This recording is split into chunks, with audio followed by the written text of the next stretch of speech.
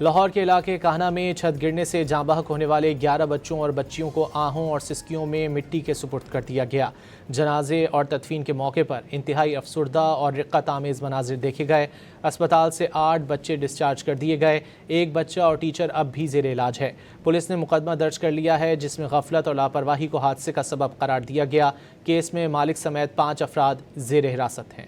لاہور کے علاقے کاہنہ میں اندھوناک حادثے کے دوسرے روز بھی علاقے کی فضا سوگوار ہے۔ گزشتہ روز ٹیوشن سینٹر کی چھت گرنے سے جاں بحق 14 بچوں میں سے کئی کی نماز جنازہ ادا کر دی گئی۔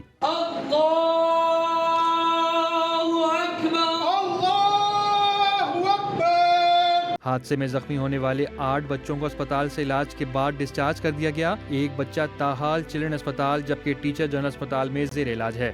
المناک سانحے کے باعث علاقے میں دکانیں اور مارکیٹیں بند ہیں۔ ننھے بچوں کی المناک موت پر ہر آنکھ اشکبار اور ہر دل اداس ہے۔